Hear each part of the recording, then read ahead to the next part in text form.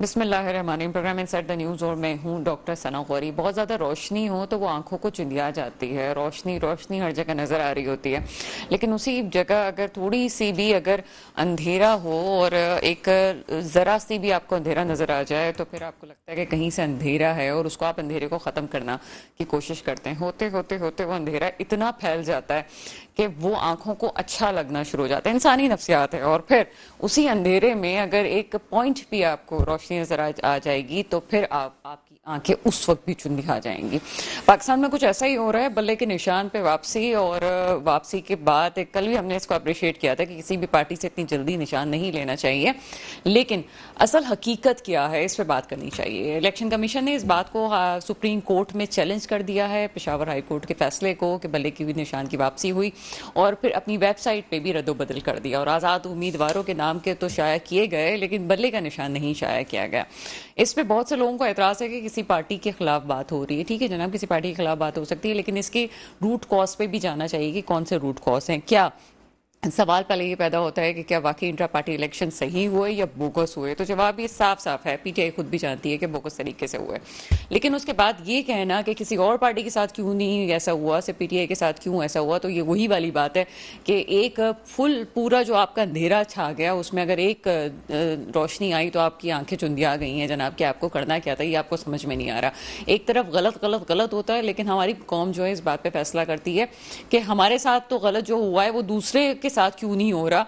अब उस पर एक जस्टिफिकेशन मांगी जाती है जनाब इंट्रा पार्टी इलेक्शंस हमारे तरफ ही क्यों। तो एक टेक्निकल पॉइंट भी इसका सामने आता है। अब इलेक्शन कमीशन क्यों इस पे बीच में पड़ रहा है, पार्टी क्यों बन रहा है, ये क्वेश्चन अपनी जगह रेज जरूर होता है कि वो पार्टी क्यों बन रहा है, क्या उसके इख्तियारात हैं या नहीं है, क्या वो बात कर सकता है या नहीं कर सकता, ये क्वेश्चन अपनी जगह मौजूद है। लेकिन मैं टेक्निकली आपको सब चीजें जो बता रही हूँ वो हुआ कुछ हुआ है कि एक तरफ हम गलत भी करें और उसके बाद हमें कोई पूछे भी ना। बहरहाल ये जितनी भी बातें हैं ये हम ज़रूर कहेंगे कि लॉजिकली अगर पाकिस्तान में बहुत कुछ ऐसा होता है जो आंखें बंद करके आप गुजर जाते हैं तो इलेक्शन होने दीजिए ताकि किसी को भी सिंपैथी का वोट कम से कम ना मिले, जो हम 2008 से अभी तक देख रहे हैं और उससे पहले भी देखते हुए आ रहे हैं। आगे चलते हैं जनाब। सिंपैथी में ही एक और चीज़ भी सामने आ रही है। एक जज साहब जो हैं वो इस्तीफ़ा दे देते हैं और उनके खिलाफ करप्शन के केसेस भी होते हैं, लेकिन वो इस्तीफ़ा दे देते हैं। इस्तीफ़ा देने के बाद की सूरत हाल अब कल तक पता चलेगी कि क्या होता है। क्या सिर्फ इस्तीफा देने से कोई भी अपने करप्शन से आज़ाद हो जाएगा और वो अपनी तमाम मराद भी इसी तरह से लेता रहेगा जैसे वो पहले तमाम चीज़ें लेते रहे। बहरहाल ये इल्ज़ामात हैं, इसलिए मैं कम से कम साफ़ी की ऐसे से नाम फ़िलहाल नहीं ले रही हूँ। एक नाम जो मैं लेना चाहूँगी जिनको आपस में अख्तलाफात थे और जिसकी वजह से वो इस्तीफ़ा दिया है, जस्टिस एजाजुल हसन ने भी इस्तीफ़ा दे दिया है। ये भी एक बड़ी इंपॉर्टेंट चीज़ आती है सामने कि अगर कोई बात की जा रही थी बहुत दिनों से, मेरे प्रोग्राम में भी अक्सर ये बात की जा रही थी कि एक इदारा आपको लग रहा है कि बड़े अच्छे तरीके से काम कर रहा है। जुडिशरी पे इल्ज़ाम अभी से नहीं है, बहुत पहले से जुडिशरी पे इल्ज़ाम लगते रहे, लेकिन अब ये कहा जा रहा था कि चीज़ों को बेहतर तरीके से आगे लाया जा रहा है और इसका हम खैर मकदम करते हैं। लेकिन उसी पे बेहतर तरीके से लाने पे ही आपस के इख्तलाफात भी सामने आए और आज एक इस्तीफ़ा इसी इख्तलाफात की एक कड़ी है जो कि हमें सामने आई। आगे चलते जनाब, बिलावल भुट्टो जरदारी साहब तमाम पार्टीज़ को चैलेंज करके मैदान में कूद पड़े हैं। पहले भी हमें नज़र आ रहे थे फील्ड में, लेकिन इस वक्त लाहौर से उनका खड़ा होना और पंजाब को फतह करने की बात करना और जनूबी पंजाब में इस वक्त पीपल्स पार्टी के जो उम्मीदवार सामने आए वो भी बड़े तगड़े उम्मीदवार हैं। तो क्या जनूबी पंजाब की सियासत बदलेगी? सिंध की तरफ आते हैं। सिंध में सीट एडजस्टमेंट और एमक्यूएम की वापस से रीयूनियन के बाद ये कहना कि स्टेक होल्डर सिर्फ एमक्यूएम है, तो ये कहना ज़रा ज्यादती होगी। इस वक्त अगर कराची और सिंध की ओवरऑल सिचुएशन देखी जाए तो जीडीए भी मैदान में है, जमात इस्लामी भी बहुत मैदान में आपको नज़र आ रही है। इसके अलावा एमक्यूएम तो है ही, और ये तमाम जमातों का जो जमात इस्लामी और पीपल्स पार्टी को हटा के बाकी सारी जो जमातें हैं उनका आपको एक गठजोड़ भी नज़र आ रहा है। और ये मुज़ाहिका ख़ेज़ बात है कि आज जो मेरे सामने खबर आई थोड़ी देर पहले कि 22 से 18 सीटों पर एमक्यूएम के नुमाइंदे जो हैं वो उन्होंने नाम उनके अनाउंस हो चुके हैं। खबर तो कल रात को आ गई थी, लेकिन इस वक्त ऑफिशियली जो है उसको लॉन्च भी कर दिया गया है कि ये 22 में से 18 जो सीटें हैं वो उनके नाम हो गए। लेकिन साथ ही साथ एक और खबर जो सामने आई वो सीट एडजस्टमेंट की। एमक्यूएम कराची की 14 नशिस्तों पे सीट एडजस्टमेंट करने के लिए तैयार है। अब ये कैसे मुमकिन है ये भी देखना पड़ेगा। जमात इस्लामी ने भी अपने उम्मीदवारों को ऐलान कर दिया। तमाम मौज़ूआत पे बात करते हैं। मेरे साथ इस वक्त मौजूद हैं उबैद शाह साहब, आप तज़ियाकार हैं, सर प्रोग्राम में आपको वेलकम करते हैं। उनके साथ हमें ज्वाइन किया है अजीम अनवर साहब ने, जमात इस्लामी से आपका ताल्लुक है, सर प्रोग्राम में आपको वेलकम करेंगे। और साथ ही साथ कॉल पे हमें ज्वाइन करेंगे हाफिज़ अब्दुल बर साहब, पीपल्स पार्टी से आपका ताल्लुक है, ऑन कॉल हैं आप। सबसे पहले उबैद की तरफ जाते हैं। उबैद, बल्ले का निशान वापसी, चला गया, आ गया, वापस गया, और अभी भी इलेक्शन कमीशन का, कल मैंने प्रोग्राम में कहा था कि इलेक्शन कमीशन अपना इजलास बुला रहा है, तो बहुत से लोगों ने कहा कि शायद इस वजह से भी बुला रहे हो कि आपस में जो उनके कुछ लोग, चार उनके लोग जो है वो इस्तीफा दे के जा चुके हैं, तो आगे की हिकमत अमली क्या होगी। लेकिन हुआ वो जिसका मुझे अंदेशा था कि वो जो पेशावर हाई कोर्ट है उसके फैसले पे डट गए हैं और वो कहते हैं जनाब ये आपका फैसला गलत है और वो सुप्रीम कोर्ट की तरफ रजू कर रहे हैं। क्या तज्जिया है आपका? मैं ये समझता हूँ कि अब इसके बाद सुप्रीम कोर्ट से अगर इलेक्शन कमीशन की एतराज़ की रोशनी में उनकी मर्जी के मुताबिक फैसला आ जाए तो फिर ये जाएं आलमी अदालत इंसाफ में, वहाँ जाके कहें कि जी ये बल्ला इमरान खान से ये ले लिया जाए, पीटीआई से ये निशान। एक तमाशा है, देखें ना, पाकिस्तान में हमारे यहाँ न किसी इदारे को अपनी इज़्ज़त और एहतराम का ख्याल बचा है और ना ही जो है वो इन अहम ओहदों पर बैठी शख्सियात को बचा है। बड़े बड़े ओहदों पर इतने छोटे छोटे लोग इतना मिसबिहेव करते हैं, इतना कॉन्डक्ट उनका ऐसा होता है कि हमें शर्म आती है कि हम क्या क्या कहें। अब आज मैं इस बात को रिलेट करूंगा परवेज़ मुशर्रफ की सज़ाए मौत के जो फांसी का जो फैसला है उससे मैं इसमें एक मैसेज, एक पैगाम है कि जिसकी वर्दी उतर गई, उसका इदारा उसके पीछे खड़ा समटाइम्स नहीं होता, ठीक है ना। तो जो लोग आज किसी ओहदे पे होते हैं उन्हें ये पता होना चाहिए कि कल हम यहाँ नहीं होंगे। जब हम यहाँ नहीं होंगे तो हो सकता है ये इदारे, जजिस के लिए भी कह रहा हूँ, अमूमन बात कर रहा हूँ, जनरल बात कर रहा हूँ, किसी को पर्टिकुलरली निशाना नहीं बना रहा हूँ। तो बात यह कि अब जो पीटीआई के बल्ले के साथ इलेक्शन कमीशन कर रहा है, जो आज इलेक्शन कमीशन में बैठे हैं कल वो नहीं होंगे, उन्होंने चले जाना है ना। या जो अदालतों में बैठे हैं कल वो भी नहीं होंगे, उनकी बातें का पूरा बेंच जो है वो ऐसा ऐसा उड़ रहा है, उनकी बातें याद रहेंगी, फिर उनकी वजह से ये इदारे भी रुस्वा होते हैं, इनका मकाम जो है वो लोगों के मतलब आंखों में काफी गिर जाता है। मैं तो ये मशवरा दूंगा इलेक्शन कमीशन ऐसी जो है वो हरकत ना करे, छोड़ ही दे और लड़ने दे। जो हो रहा है, उन्होंने कागजात छीन लिए लोगों के ऑफिस दफातर के बाहर से, नाअहल करवा लिया, उन्होंने मुकदमे बना लिए, सब कुछ कर लिया है। जो थोड़े बहुत बचे हैं लड़ने दें उनको, कुछ सीटें तो उनकी भी निकलने ही दें। क्या क्या जाता है इसमें, क्या कयामत आ जाएगी। लेकिन कम से कम जो 2018 के इलेक्शन की रिगिंग थी, जो आज तक एक रेफरेंस है, जो आज तक एक हवाला है मलाइन करने के लिए बहुत सारे इदारों को, बहुत सारी शख्सियात को, एक सियासी जमात को, तो वो कम से कम वो हिस्ट्री को रिपीट तो ना करे ना। ऐसा तो ना करे कि फिर दोबारा एक रेफरेंस खड़ा हो, फिर एक हवाला खड़ा हो, फिर एक तारीख खड़ी हो हवाला देने के लिए कि जी यूं हुआ। कम से कम जाने दें बल्ले के निशान को, क्या क्या फर्क पड़ेगा।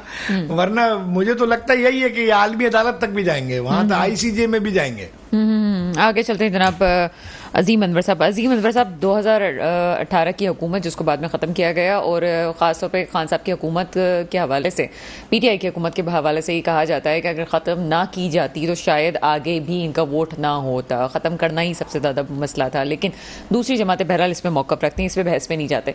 इस वक्त जो चीज़ें हमें सामने नज़र आ रही हैं, आपका क्या तज्जिया है कि क्या वाकई ही जिस तरह पाकिस्तान की सियासत रही है, सिंपति का वोट इस वक्त मैदान में उनको खुल के आना चाहिए, या वाकई इस बात को लेकर हमें बैठना चाहिए कि जनाब इन्होंने गलत इंट्रा पार्टी इलेक्शंस करवाएं? जी, बिस्मिल्लाहिर्रहमानिर्रहीम। देखें, सबसे पहली बात तो तमाम सियासी जमातों का हक है कि वो इलेक्शन में उतरें, अपने मंशूर के साथ उतरें और अपनी चीज़ें लोगों को डेमोन्स्ट्रेट करें, अपनी कारकर्दगी बताएं। और मैं समझता हूँ ये जुल्म का निज़ाम है, मतलब कि आप किसी भी पार्टी से कोई भी, मतलब ये उनका हक है, ये उनका एक निशान है और जाहिर सी बात एक सिंबल है उनके लिए, एक मतलब उन्होंने इस पर मेहनत की है, तो ये उनका राइट है कि उनको ये निशान दिया जाए। अच्छा, बदकिस्मती से हमारे मुल्क में अगर इंटर पार्टी इलेक्शन की बात करें तो वाहिद जमात इस्लामी है कि जिसके अंदर इलेक्शन होते हैं और ट्रांसपेरेंट तरीके से होते हैं और बाकायदा जो है ना किसी मौरूसी हुकूमत, आप जो इक़्तिदार में हम देखते हैं कि जब पार्टी का जो सदर होता है, हेड होता है, वो उसके अरकान उसका इंतखाब करते हैं और वो आज 5वां जो है वो जमात इस्लामी का, आपके सामने जमात इस्लामी के प्रेसिडेंट मौजूद हैं और कोई भी मौरूसी जरिए से कोई भी रिश्तेदार, भतीजा, भांजा, अजीज़ कोई भी आपको सीट पे नज़र नहीं आता। लेकिन तमाम जमातों का यही हाल है। अगर ये आपने पाबंदी लगानी है तो बाकी दीगर जमातें फिर ये, मतलब ये तो फिर समझ लें कि ये आपकी जो है ना, ये शो करती है इम्पार्शलिटी को, कि आप दीगर जमातों के साथ आपका मुख्तलिफ रवैया है और एक मखसूस जमात के साथ आपका मुख्तलिफ रवैया है, तो ये आवाम को, लोगों को सोचने पर मजबूर करती है, रिगार्डलेस के what ever the sympathy they would be getting in the election. I mean ये हर किसी के लिए एक आज़ादी होनी चाहिए, जो भी है लोग फैसला करें और इलेक्शन का प्रोसेस इतना ट्रांसपेरेंट बनाए कि किसी को एतराज़ ही न हो। उससे पहले ही आप इस तरह की चीज़ें, मामला शुरू कर देते हैं, किसी को प्रोब करना शुरू कर देते हैं। एक मुजरिम जो कि आपकी अदालतों ने जिसके खिलाफ फैसले दिए, उसको आप जो है हीरो बनाकर पाकिस्तान में लेकर आते हैं और एयरपोर्ट से ही उसका प्रोटोकॉल शुरू हो जाता है, उसकी बायोमेट्रिक भी एयरपोर्ट पे हो जाती है। तो ये सारी चीज़ें देखें इस पूरे प्रोसेस को, और जिस तरह से कराची के अंदर आप देखें कि एमक्यूएम जैसी जमात को किस तरीके से उनको मतलब एक पूरा गठजोड़ बनाया जा रहा है, एक स्टेज बनाया जा रहा है, एक गुब्बारे में हवा भरने की कोशिश की जा रही है। अवाम इन्हें रिजेक्ट कर चुके हैं। आप ये कहना चाह रहे हैं कि एमक्यूएम की जो सियासत है वो बनाई जा रही है इस वक्त at this point of time? ये ठीक है, हम मानते हैं कि कराची के अंदर 35 सालों का जो उरूज था एमक्यूएम का, यानी स्याह सफेद के मालिक थे, तो रात को दिन कहते थे तो वो दिन होता था, 1 मिनट में पूरा कराची बंद हो जाया करता था। उनकी ताकत थी, उनकी कौमी असेंबली की सीटें, सूबाई असेंबली की सीटें, बल्दियाती उम्मीदवार। पहले इस जुमले को क्लियरफाई करें कि आप कह रहे हैं कि एमक्यूएम को बनाया जा रहा है। देखें एमक्यूएम इस वक्त देखें जिस तरह से मुस्तफा कमाल साहब जो एमक्यूएम को ही गालियां देते थे, उन पर जो एमक्यूएम की जो टॉप लीडरशिप है जिनके साथ आज वो आके बैठे हैं, उनको बुरा भला कहते थे और वो खुद कहते थे कि they were the part of crime. जब वो दूसरी एमक्यूएम की बात करते हैं तो उसको हिस्सेदार हमें वही मुस्तफा कमाल बताते थे। आज एक फोन कॉल पर जो उस एमक्यूएम के अंदर मुस्तफा कमाल की शमूलियत हो जाती है, कुछ लीडरशिप दाएं बाएं होती है, वही वसीम अख्तर जिनके खिलाफ, वही जो खालिद मकबूल सिद्दीकी जिनके खिलाफ वो फतवे लगाते थे, मुस्तफा कमाल आज उन्हीं की बराबर में जो है आके बैठे हैं। और जिस तरीके से एक गठजोड़ पाकिस्तान मुस्लिम लीग नून, GDA, इसके अलावा आपका JUI, ANP, ये सब जो है इनके साथ आज मिलकर जो है एमक्यूएम जो है वो ये 5 पार्टियों का गठजोड़ इस इलेक्शन में होता है। तो इससे हम क्या समझे, इससे हमें साफ 2-2-4 की नजर आ रहा है ना, ताकि इसको मतलब कोशिश की जा रही है। 2-2-4 क्यों समझ रहे हैं? क्या आप भी पीपल्स पार्टी की तरह खौफजदा हैं? क्या आपकी सीटें जो हैं वो आपके हाथ में नहीं आएंगी? और जमात इस्लामी जो है जिस तरह से हमें इस वक्त लोकल गवर्नमेंट में बहुत आगे नजर आया, आप बड़े एक्टिव थे सिंध के अंदर, तो आपको खौफ लग रहा है कि ये खौफ है? देखिए हमें खौफ तो एमक्यूएम को था कि जब भी उसने बायकॉट किया तो उसकी वजह थी ना, व्हाट वाज द रीजन? उनकी पॉपुलैरिटी थी, उन लोगों ने उनको रिजेक्ट करना था। जितने सर्वेज आ रहे थे लोकल इंटरनेशनल दोनों, तो उनसे पॉपुलैरिटी का आवाम जो है वो बड़े मतलब इस वक्त जो है उनके अंदर बड़ा गुस्सा है कि 35 सालों में पिछले 50 सालों में पाकिस्तान पीपल्स पार्टी ने और उनकी इत्तेहादी जमात जो हमेशा से मुत्तहिदा कौमी मूवमेंट उनकी हुकूमत का हिस्सा रही, उन्होंने कराची का, पाकिस्तान का, सिंध का, अजीम मैं आपको ना इस टॉपिक पे पूरा हमारे पास एक चंक है, उस पर हम बात करेंगे ब्रेक के बाद, लेकिन पहले इस वक्त बात करते हैं हाफिज अब्दुल बर साहब से। हाफिज अब्दुल बर साहब मुझे ज्वाइन कर चुके हैं सर, प्रोग्राम में आपको वेलकम करते हैं। बहुत शुक्रिया जी, बहुत शुक्रिया। हाफिज अब्दुल बर साहब, सबसे पहले तो ये बात इंट्रा पार्टी इलेक्शन के हवाले से थोड़ी सी बात आपसे आपका मौक़िफ़ जानना चाहेंगे कि बल्ले के निशान की वापसी होती है और वापसी होने के बाद फिर से इस बात को चैलेंज कर दिया जाता है, क्या मौक़िफ़ है आपका? इलेक्शन लड़ना जो है वो सबका जमहूरी हक है। पाकिस्तान पीपल्स पार्टी की अगर मैं नुमाइंदगी करता हूं तो पाकिस्तान पीपल्स पार्टी जो है वो एक जमहूरी जमात है, लेकिन बात ये है कि ये बल्ले का निशान हो या कोई भी हो, अगर किसी को नाअहल करार दे दिया जाता है तो वो उसकी अहलियत वापस नहीं आती नाअहली के बाद। तो वो नाअहल करार देने का मकसद ही यही था कि वो उन्होंने वो कर दिखाया कि जो इंडिया ना कर सका आज से इन 75-76 सालों में, वो जो हमारे दुश्मन ममालिक थे वो ना कर सके, वो इन्होंने करके दिखा दिया। अब बात ये है कि अवाम अब बेवकूफ नहीं बनने वाली, अवाम के अंदर बड़ा शऊर आ गया है। सर ये मसला तो वो वाला नहीं है, ये तो इंट्रा पार्टी इलेक्शंस के हवाले से है कि वो किस तरह से आपकी पार्टी के इंट्रा पार्टी इलेक्शंस कब हुए थे? मैं अपनी नॉलेज में इजाफा करना चाह रही थी। जी हमारी पार्टी के इलेक्शंस जो हैं वो तकरीबन हर 3 साल के बाद होते हैं, और अभी जो हमारी पार्टी का जो हमारे मुंतखब हुए थे, और हमारी पार्टी में बाकायदा इलेक्शन होता है। हमारी पार्टी में कभी भी कोई उससे ऐसा नहीं होता कि इसको बड़ी शफाफियत के साथ। अच्छा सर, पीपल्स पार्टी के अलग होते हैं, पीपल्स पार्टी पार्लियामेंटेरियन के अलग होते हैं, इनके अलग अलग इलेक्शंस होते हैं? जी बिल्कुल ऐसा ही है, बिल्कुल ऐसा ही है। देखिए ये अलग अलग लेकिन दोनों एक ही मतलब वो उसमें क्या कहते हैं एक ही चीज का पार्ट है। चूंकि ये जब आज से कोई 30 साल पहले जब ये पीपल्स पार्टी के ऊपर जो है वो शब खून मारने की कोशिश की गई, पीपल्स पार्टी को एक दफा नहीं बहुत दफा निशाना तो बनाया सर गया। यही शब खून एक और पार्टी के ऊपर भी मारा जा रहा है ना। अगर चले हम वही बात मैं इंट्रो में बात कह चुकी हूँ कि ठीक है उनसे बहुत सारी जमातों से इस तरह की गलतियां हुई हैं और अभी पीटीआई से भी ऐसी गलतियां हुई हैं, लेकिन इलेक्शन से इतने वक्त पहले बहुत कम वक्त रह गया। गलती नहीं कह सकते, इसको आप गलती नहीं कह सकते, ये मुल्क दुश्मन है और अब जो बंदा मुल्क दुश्मनी अपने मुल्क में पाकिस्तान है तो हम हैं, हमें अब होश के नाखून लेने चाहिए कि अभी इस पाकिस्तान को हमने किस स्टेज पर पहुंचा दिया है। अगर आज भी हम ना जागे तो फिर जो है फिर मेरा नहीं ख्याल कि आने वाला वक्त जो है वो पाकिस्तान के लिए कोई बेहतर साबित होगा। हमें इस चीज का जो है ना वो बहुत अब ख्याल रखना है, हमें बहुत सोच समझ कर जो है वो फैसले करना। ठीक है सर, मैं आपसे तफसील से मौक़िफ़ लेती हूँ। यहाँ प्रॉब्लम ये है कि जब भी पीटीआई के हवाले से बात होती है तो वो जो कुल्हाड़ा उन्होंने अपने पैर पे मारा है 9 मई का, वो उनके तारीख में हमेशा हिस्सा रहेगा। लेकिन और बहुत से मामलात हैं जो कि वो पार्टी जिसके वोटर अभी भी स्टेक मौजूद हैं उसके वोटर भी सवाल उठाते हैं कि क्यों उनके साथ ऐसा हो रहा है। तो बहुत कुछ है जिसका पीटीआई को खमियाजा भुगतना पड़ेगा। अब ये बात कुछ और होती है, चली कहीं और जाती है। छोटा सा ब्रेक है, ब्रेक के बाद कराची और सिंध की सियासत पे भी बात करते हैं। ब्रेक के बाद आपके सामने हाजिर हैं। सिंध की सियासत में उतार चढ़ाव, सीट एडजस्टमेंट अमूमन ये होता था कि इंतखाबात के बाद हमें सीट एडजस्टमेंट से नजर आती थी। जिस तरह से आज इस्तेहकाम में पाकिस्तान पार्टी की तरफ से ऑफिशियल बयान आया है कि एडजस्टमेंट हर जगह हो सकती है, बात हो सकती है, सियासत में क्या होना है ये हम अभी कुछ कह नहीं सकते। इस्तेहकाम में पाकिस्तान पार्टी अपने तौर से स्ट्रॉन्ग पोजीशन ज़रूर रख रही है इस वक्त पंजाब में, और पंजाब में जिसकी हुकूमत होती है वही पाकिस्तान में बड़ी नुमाइंदगी के साथ आगे आता है। लेकिन सिंध में इस्तेहकाम में पाकिस्तान पार्टी हमें इस वक्त नजर नहीं आ रही। दूसरी जो पार्टीज हैं वो किस तरह से सीट एडजस्टमेंट कर रही हैं, क्या हो रहा है। नून लीग का सहारा लेके आगे बढ़ना ज़रूर है क्योंकि नून लीग इस वक्त हमें ऐसा लगता है कि काफ़ी सीट्स के साथ आगे जाएगी। लेकिन उसके बावजूद भी क्या नून लीग का स्टेक है और क्या कराची और सिंध में मौजूद तमाम जमातें सिर्फ नून लीग का फेस आगे रख के पीपल्स पार्टी को पीछे लाना चाह रही। तमाम मौजूद पर बात करेंगे। क्या कहते हैं उबैद, इस वक्त ये जितना इत्तेहाद हो रहा है आप समझते हैं कि ये हालात बदल देंगे या पीपल्स पार्टी को टफ टाइम दे सकेंगे ये लोग? नहीं, मैं जहाँ तक देखे ना कराची की डायनामिक्स जो हैं, यहाँ जो पॉलिटिकल सीन है वो मैं ये देख रहा हूँ, महसूस कर रहा हूँ 1-to-1 कॉन्टैक्ट्स जितना मैं देखता हूँ लोगों में। एमक्यूएम तो अपनी जगह खो चुकी है लोगों में। जो एमक्यूएम का बुनियादी तौर पर जो इंतखाबी जो उनका वो है ना वोट बैंक है, वो उर्दू स्पीकिंग कम्युनिटी है मेनली। और उर्दू स्पीकिंग कम्युनिटी जो कराची आइट्स हैं लोकल, वो अब एमक्यूएम में बिल्कुल कोई उनको होप नहीं है, लूज कर गए। फिर किसमें? और हैरत अंगेज बात यही मैं अर्ज कर रहा हूँ, सेकंड पार्ट मेरी गुफ्तगू का यही था कि हैरत अंगेज तौर पर आसिफ जरदारी साहब बड़े जीरक सियासतदान हैं, बड़े जहांदीदा आदमी। उन्होंने बड़े तरीके से आहिस्ता आहिस्ता कराची में पीपल्स पार्टी का जो असर रसूख है और हल्का है वो बढ़ाया है, इसमें वो कामयाब हुए।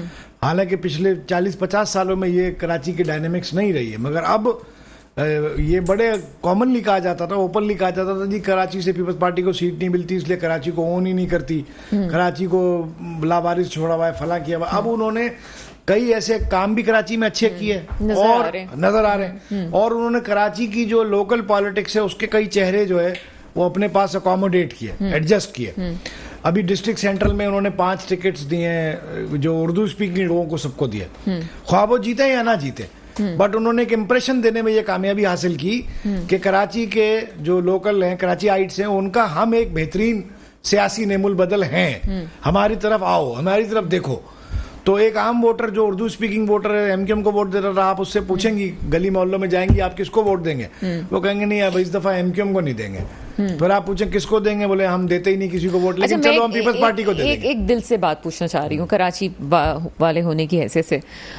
एक पार्टी जो कि अवाम के दिलों पे हुकूमत करती थी, उन्होंने ज़ुबान का कार्ड इस्तेमाल किया, वो ख़त्म हो गई। ख़त्म होते होते फिर उसके धड़े नज़र आए, फिर से वो सामने आई है। तो क्या आपको ऐसा लगता है कि फिर लोग उनको नहीं देखना चाहेंगे? आपको ये लगता है नहीं, एतमाद नहीं है? देखिए ये बड़ी, इसमें रॉकेट साइंस नहीं है, सिंपल 2+2 है कि जो लीडरशिप अब एमक्यूएम के नाम को हैंडल कर रही है, संभाल रही है, क़यादत कर रही है, इस लीडरशिप को लोग डिस्कार्ड समझते हैं, मतलब इस पर उनका ट्रस्ट नहीं है। इस लीडरशिप को वो इस एलिजिबल नहीं समझते कि इनको वोट दिया जाए। और पिछले 15 सालों में पीपल्स पार्टी ने बड़ी टेक्निक के साथ एमक्यूएम की इस लीडरशिप को बड़ा ही बेइज्जत कराया।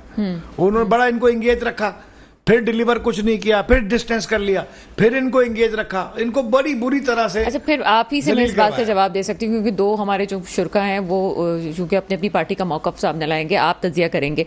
फिर एक कौमी जमात, कौमी जो पार्टी है वो क्यों MQM पे भरोसा इतना कर रही है और समझती है कि सीट एडजस्टमेंट उन्हीं से ही करना चाहिए? क्यों जमात इस्लामी की तरफ नहीं जाती, क्यों किसी और पार्टी की तरफ नहीं जाती? वो ये समझती है कि MQM से ही सीट एडजस्टमेंट होगा कराची में, क्यों है ऐसा?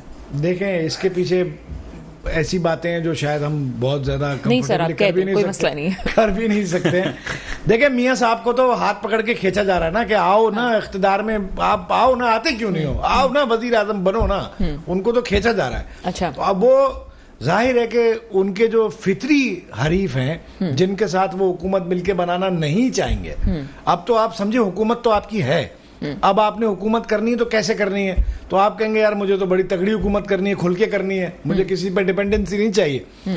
तो जो उनके फितरी हरीफ हैं जिनके साथ उनको शायद अल्टीमेटली आगे जाके इत्तेहाद बनाना पड़ेगा, उनसे वो कोशिश करेंगे अपनी पॉलिसी के तहत या अपनी स्ट्रेटेजी के तहत कि डिस्टेंस करें और उनके बगैर हुकूमत बनाने के काबिल हों। अल्टीमेटली फिर बाद में तो बनानी ही पड़ेगी, ठीक है, अगर नंबर सही नहीं हुए ऐसे। पीपल्स पार्टी उनकी एक फितरी तौर पर जो है ना वो हरीफ जमात है, वो चाहेंगे कि ऐसे नंबर्स निकल आए उनके। तो 16 माह फितरत खत्म हो गई सर। वो तो जाहिर है, जब बिलावल भुट्टो का बयान आपने अपने पॉइंट्स में रखा हुआ है ना कि कोई जेल से निकलने के लिए इलेक्शन लड़ रहा है और कोई जेल जाने से बचने के लिए लड़ रहा है, तो वो वही वाली बात है। वो 16 माह तो आप जाहिर समझती हैं कि सबके लिए जेल थी, तो अल्टीमेटली उनको एक दूसरे का इत्तेहादी बनना ही था।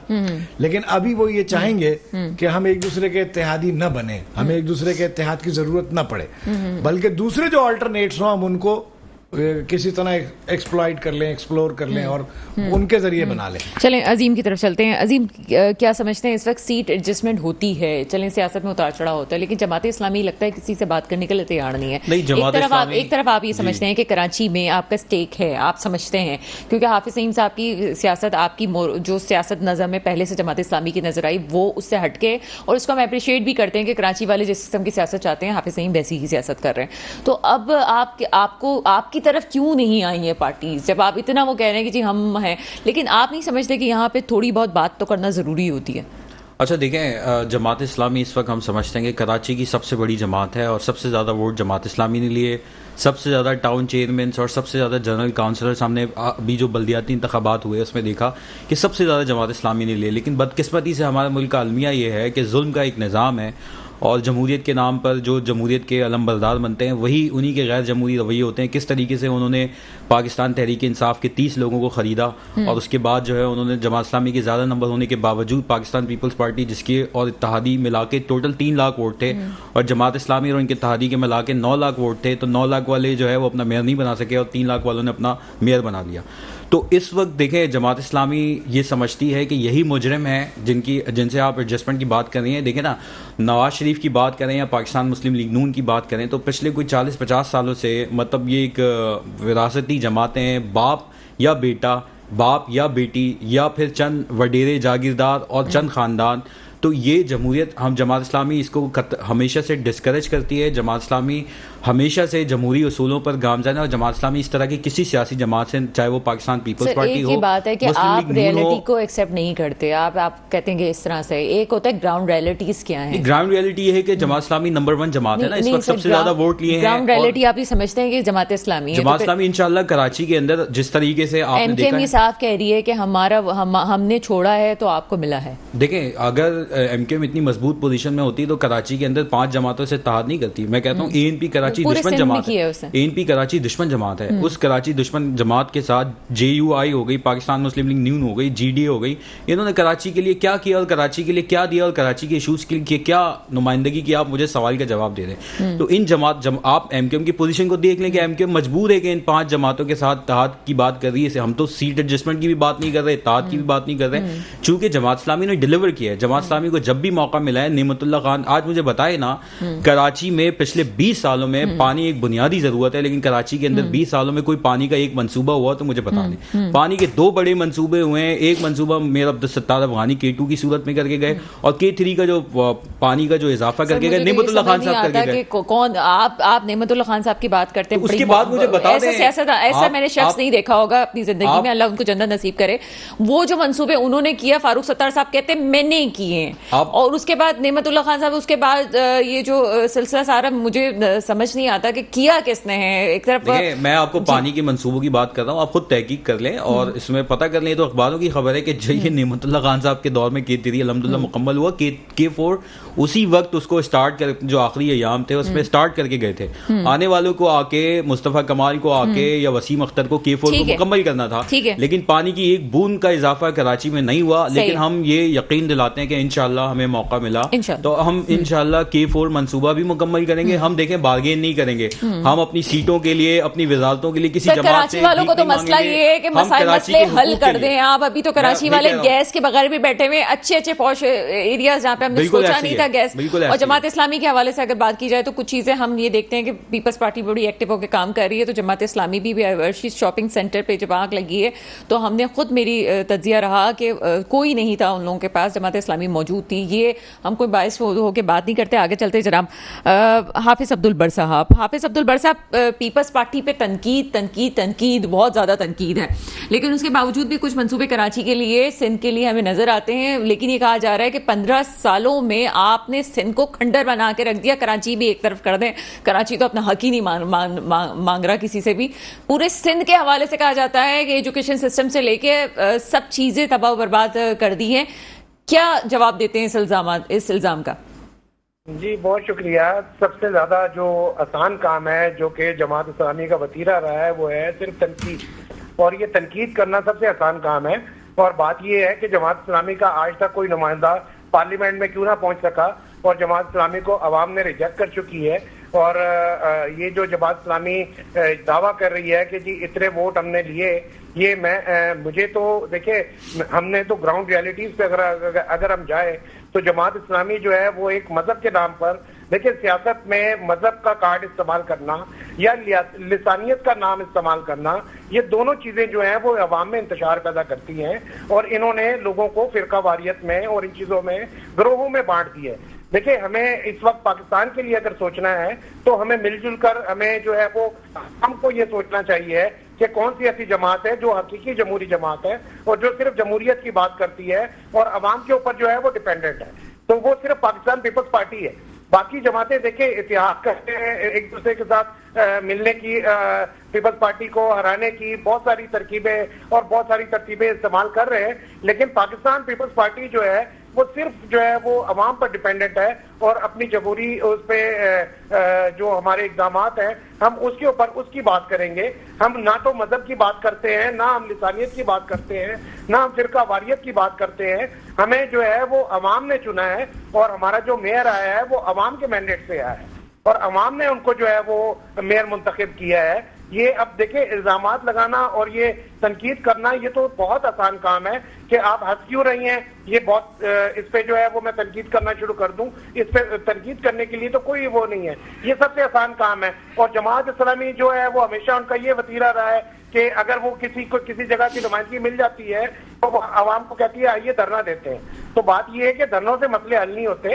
इस वक्त अगर मेयर कराची जो है वो पाकिस्तान पीपल्स पार्टी का है और सिंध की हुकूमत भी पाकिस्तान पीपल्स पार्टी की है, तो इस दफा जो है वो इंशाल्लाह वजीर आजम भी पाकिस्तान पीपल्स पार्टी का होगा, तो फिर आप हमसे बात करें जब पाकिस्तान पीपल्स अच्छा ठीक है सर, थोड़ी देर के लिए ना चीजों को एक तरफ रख लेते हैं, एक दूसरे पर इल्जाम नहीं लगाते, लेकिन मैं आपसे एक पॉलिटिकल मतलब वर्कर के तौर पे बात कर रही हूँ। आपका तज्जिया क्या है कि कराची वाले आंखों से देख रहे हैं कि उनके मसाइल दिन ब दिन बढ़ते जा रहे हैं, चाहे वो ट्रैफिक के मसाइल हों, चाहे वो सड़कें टूटी हुई हों, चाहे वो गैस की अदम मौजूदगी है, अब तो कह भी नहीं रहे कि ये मसला है, चाहे वो बिजली के यूनिट्स में इजाफा हो रहा हो, चाहे वो गवर्नमेंट के जो हॉस्पिटल्स हैं उनकी हालत जार का मसला हो, ये कराची को तबाह किया किसने है? क्या MQM ने तबाह किया है, या पीपल्स पार्टी ने तबाह किया है, या जमात इस्लामी ने तबाह किया है, ये PTI की जो गवर्नमेंट रही है उसने तबाह किया है, या आप सब कहते हैं किसी ने भी तबाह नहीं किया, हम सब अच्छे हैं और खुद ही कराची वालों ने तबाह कर दिया? नहीं जी, ऐसी कोई बात नहीं है। बिल्कुल आपकी बात से मैं इत्तेफाक करता हूँ। इस वक्त अवाम में शदीद फ्रस्ट्रेशन है। देखिए, जब KESC थी कि जब इसको प्राइवेटाइज किया तो इसका जिम्मेदार कौन था? इसकी सबसे ज्यादा मुखालफत जो है वो पाकिस्तान पीपल्स पार्टी ने की, और ये प्राइवेटाइजेशन के बाद जो है वो कॉपर की वायर्स को निकाल कर बेच दिया गया और उसकी जगह पे सिल्वर लगा दी गई, जिसकी वजह से जो है वो कराची में लोड शेडिंग भी बहुत ज्यादा बढ़ गई और लोगों ने जो है ना वो इससे अरबों बल्कि मैं समझता हूँ बिलियंस ऑफ डॉलर जो है वो लोगों ने कमाए और कराची का जो है वो बेड़ा गर्क किया।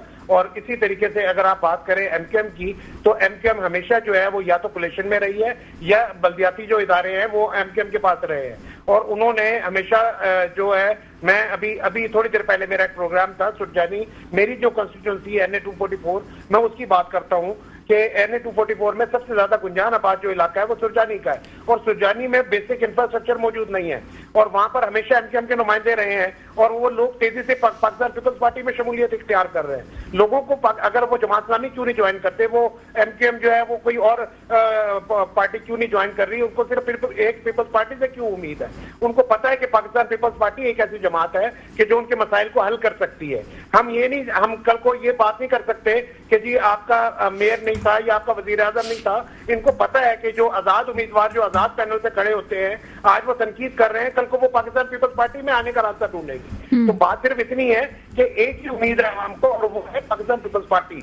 मैं इसलिए नहीं कह रहा कि मेरे अंदर मैं खुद पाकिस्तान पीपल्स पार्टी से वाबस्तगी है, मैं इसलिए कह रहा हूं कि ये अवाम की जो फ्रस्ट्रेशन है और अवाम में जो ये चीजें हैं, ये वाकई अवाम जो चीजें फेस कर रही है उसके जिम्मेदार हम सब हैं। यहाँ पे एक और क्वेश्चन मैं आपसे एक और क्वेश्चन, सारी सियासी जमातें हैं, सारी सियासी जमातें उसमें उसकी जिम्मेदार हैं। शायद हमारे भी लोगों की गलतियां हों, लेकिन बात ये है कि ये गलतियों को सुधारने का एक, मैं समझता हूँ कि आखिरी मौका है सबके पास, कि अगर ये नफरतें और ये तासुब परस्ती और ये लिसानियत और ये मजहब कार्ड अगर खेलना बंद कर दें, तो इंशाल्लाह जो है अवाम जो है वो उसमें, अवाम में इस वक्त शऊर आ गया है। अवाम समझती है कि हमें जो है वो इन चीजों से निकल कर हमें हकीकी जो है वो वक्त की तरफ जाने चाहिए, कि अभी इस वक्त काम की जरूरत है, इस वक्त अपने शहर को बनाने की जरूरत है। हम इस कराची में रहने वाले हैं, कराची के पासी हैं, हम कराची के दर्द को समझते हैं। कराची एक ऐसा समंदर के अंदर एक ऐसा समंदर है कि जो दुनिया का 7वां बड़ा शहर है। और सर सारी मैं आपकी तमाम बातों से एग्री करती हूँ, एहतराम करती हूँ, लेकिन उसके बावजूद भी मसला हल करना होता है।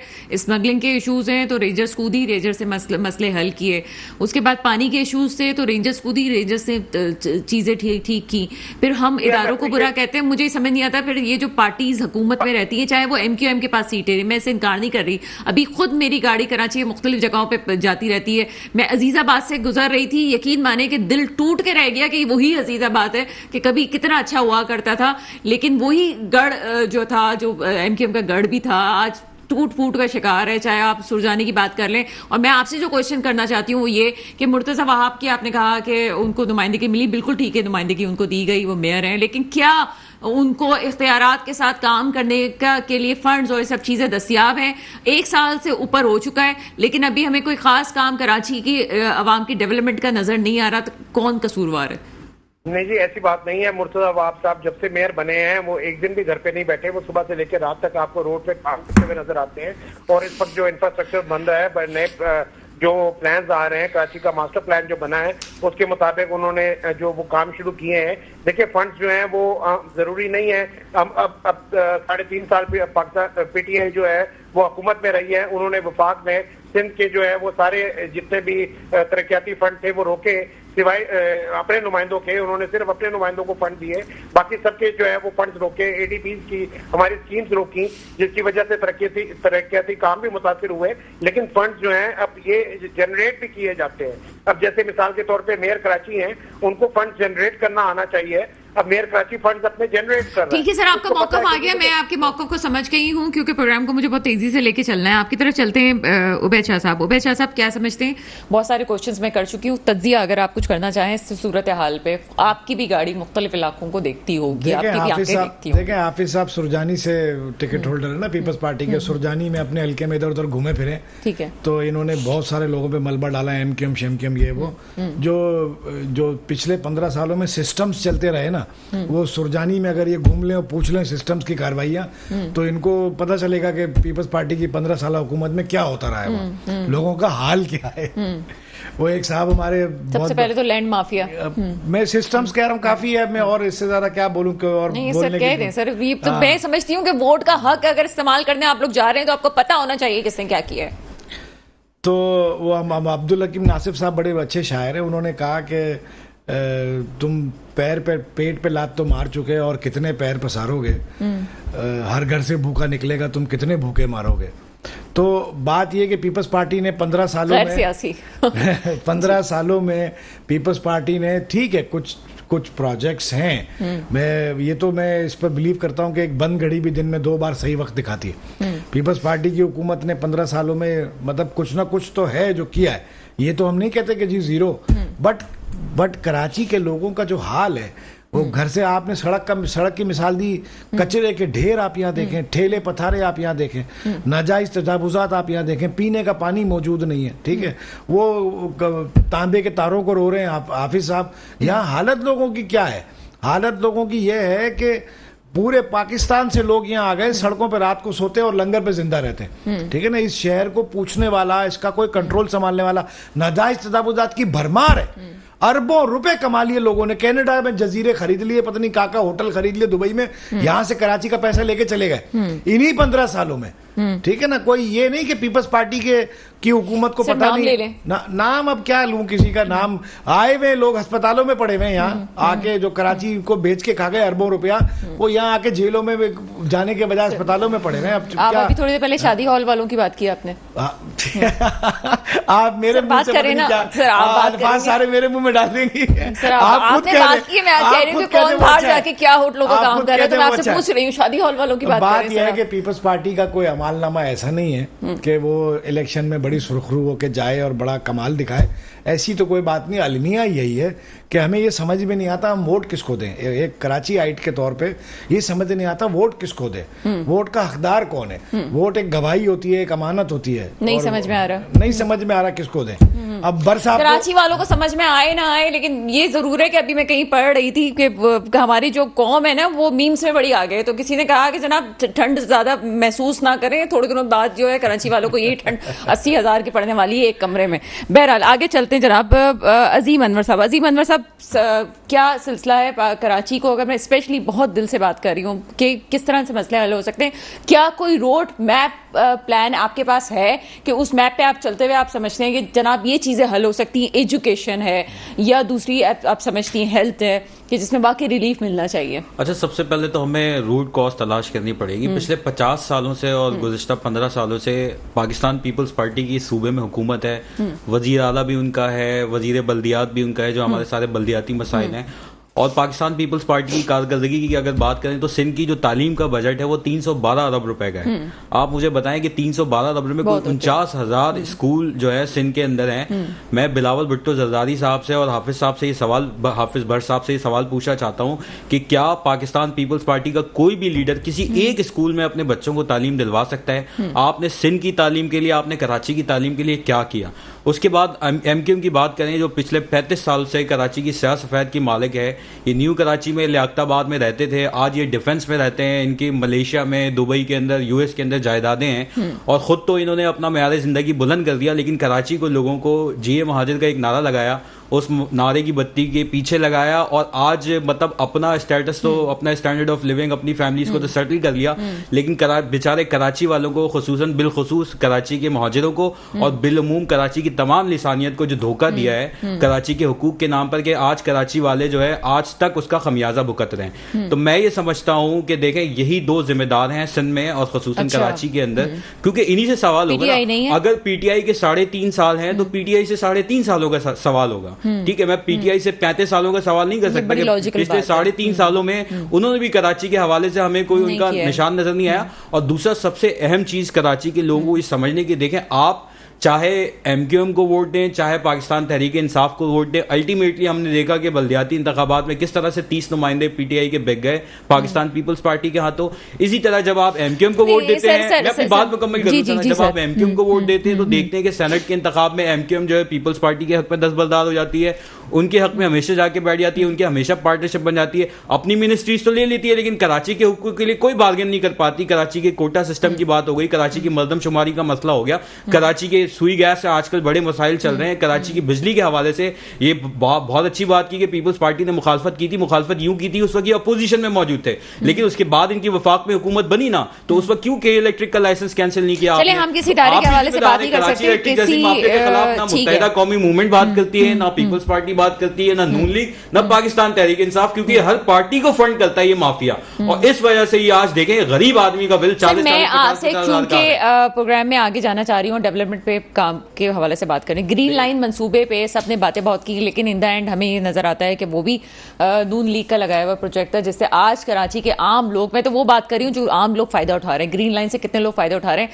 काम किसका था? पंजाब हुकूमत, मतलब पंजाब हुकूमत में इसलिए कह सकती हूँ कि पंजाब में। जी सर बिल्कुल। देखिए आप जो है लाहौर की मेट्रो में ट्रैवल करें, लाहौर की जो रेड लाइन मंसूबा है उसमें ट्रैवल करें, आप मुल्तान की जो मेट्रो के अंदर ट्रैवल करें और कराची की मेट्रो में ट्रैवल करें, मतलब ये जुल्म नहीं है, उनकी मेट्रो एयर कंडीशन चलती है और हमें ये आधी अधूरी मेट्रो इन्होंने दी है। आप उसका देखें, आप जो पूरी कराची के अंदर जो है वो जो हाईवेज है उनका जो किस स्टैंडर्ड की बनी है, और हमें जो है वो क्या धोखा दिया है इन्होंने कराची हैदराबाद जो बना के मोटरवे बना के, मतलब मोटरवे इस तरह की होती है। तो नून का रवैया भी, पाकिस्तान मुस्लिम नून का भी रवैया देख लिया कि उनका पंजाब में क्या बिहेवियर है, और जब वो कराची आते हैं उनकी कराची में कोई दिलचस्पी नहीं होती। अब कराची की मैं आपको एक छोटी सी बात बताऊं, कराची में फिर भी 22 कौमी असम्बली की नशिस्तें हैं, 47 सूबाई असम्बली की नशिस्तें। अगर कोई वाकई बार्गेन करने वाला हो, जैसे मुत्तहिदा के पास ये इख्तियार था, अगर जमात इस्लामी को ये नशिस्तें मिलती हैं बड़ी तादाद में, तो ये एक बहुत बड़ा ब्लॉक बनता है। इसके ऊपर जो मखसूस नशिस्तें भी होती हैं, सेनेट भी होती है। हम इंशाल्लाह कराची के हुकूक के लिए आपको लड़कर और उनके हुकूक लेकर दिखाएंगे। जिस पे बात करनी चाहिए कि अगर कोई अपना रोड मैप दे रहा और एजुकेशन उन्होंने कहा कि रूट कॉज है। आगे चलते हैं जनाब हाफिज अब्दुल बर साहब, मैं कंक्लूजन की तरफ जा रही हूँ। आपके पास कोई ऐसा रोड मैप है कि आप ये समझते हैं कि सिंध, मैं पूरे फेडरल की बात नहीं कर रही, सिंध के मसाइल को हल कर सकते हैं? सबसे पहले इनसे इस सवाल का जवाब ले लें कि अपने बच्चों को सरकारी स्कूल में पढ़ा सकते हैं? जी जी कोई भी लीडरशिप। सर टाइम हो गया है। जी जी हाफिज अब्दुल बर साहब। जी मैं बात ये करना चाहता हूँ कि पहली बात ये है कि मेरे भाई, मुझे नहीं पता क्योंकि मैं स्क्रीन के सामने नहीं हूँ, मैं गाड़ी में हूँ इस वक्त, मुझे नहीं पता कि कौन सा बैठे हैं जमात इस्लामी से, लेकिन बात ये है कि जमात इस्लामी की ये जो पहली जो इन्होंने बात की कि पीटीआई के जो है वो खरीदे गए लोग, तो पीटीआई ने रिजेक्ट किया जमात इस्लामी को, पीटीआई ने, अवाम ने रिजेक्ट किया जमात इस्लामी को, क्योंकि जमात इस्लामी जो है वो कभी भी किसी किस्म के मामला पे भी इनको नुमाइंदगी अगर मिलती भी है तो ये काम नहीं करते, और सिर्फ ये बहाने बनाते हैं कि जी हमारे पास इख्तियारात नहीं है। वही बात करते हैं जो एमकेएम करती है। एक तरफ देखें, बात ये है कि जमात इस्लामी ले लें, और अगर आप उर्दू में कह लें तो जमात इस्लामी है और इंग्लिश में कह लें तो मुस्लिम लीग है। तो बात ये है कि दोनों ने ही पाकिस्तान का बेड़ा गर्क किया है, तो हम तो किसी को नहीं कहते। और ये जो बहुत शुक्रिया सर, आपका मौका मेरे पास आ गया है। प्रोग्राम का वक्त में इंशाल्लाह किसी और प्रोग्राम में जरूर लेंगे। उबैद शाह साहब एक लाइन कराची के लिए। आसानी मुख्तसर वाइंड अप। देखें, जिस डेमोक्रेटिक सिस्टम को हम चला रहे हैं, इस डेमोक्रेटिक सिस्टम में जमात इस्लामी जैसी जमातों का कोई स्कोप नहीं है, नहीं बनती जगह। और यहाँ टिकटों के झगड़े, खानदानी सीटें, विरासतें, मौरूसियत, पार्टी से नाराज, टिकट नहीं मिला, उसको दोगे तो यूं हो जाएगा। ये जो डेमोक्रेसी है, इस डेमोक्रेसी में जमात इस्लामी जैसी जमात का स्ट्रेटजी चेंज करनी पड़ेगी, इनका मुस्तकबिल नहीं है। हालांकि ये बहुत रियल बेहतरीन डेमोक्रेटिक जमात है और खिदमत पर यकीन रखने वाली जमात है। मैंने कहा मैं वोट किसको दूं, मैंने आपको कहा मुझे तो समझ नहीं आता मैं वोट किसको दूं। मुझे वाकई अगर वोट देना होगा तो मैं जमात इस्लामी ये इतना बड़ा पॉइंट है। मैं प्रोग्राम वाइंड अप करती हूँ। बहुत शुक्रिया आप लोगों का, मेरे साथ आप लोग मौजूद थे। इंशाल्लाह ताला फिर प्रोग्राम में जरूर बात होगी। बाज़ औक़ात प्रोग्राम में ऐसी चीजें हो जाती हैं, और मैं आखिर में कहती चलूँ कि मेरे मेहमानों का की राय से मुत्तफ़िक़ होना हमारा जरूरी नहीं है। उनका मौक़िफ़ है, हम उनको आज़ादी देते हैं बात करने की, और बात करनी चाहिए। लेकिन बाज़ औक़ात कहना पड़ता है कि चीजें इतनी इस तरह से हो गई हैं कि वाकई अगर आप लोगों ने डिलीवर नहीं किया और कराची वालों की जो बात की, नहीं समझ में आ रहा कि वोट किसको दिया जाए। खुदारा आंखें खोल के वोट दीजिएगा, क्योंकि ये वो इस दफा की जो इलेक्शन है बड़ी क्रिटिकल इलेक्शन इसलिए है कि अगर इस दफा पार्टीज को अगली दफा वोट लेना है और अपनी बका की जंग है, ये पार्टीज की बका की जंग है, और आप लोगों को भी उसमें बढ़ चढ़ के हिस्सा लेना है कि आपको खुद अपने लीडर मुंतखब करना है। ये मत कहिए कि इंतखाबात फेयर नहीं होंगे, इंशाअल्लाह ताला फेयर होंगे, और आपको उम्मीद रखनी चाहिए। मेरे मुल्क पे हुक्मरान आए जो वाकई मेरे मुल्क के मुस्तकबिल की हिफाजत करें। इसके साथ ही प्रोग्राम का वक्त खत्म होता है, मुझे इजाजत दीजिएगा। अल्लाह हाफिज।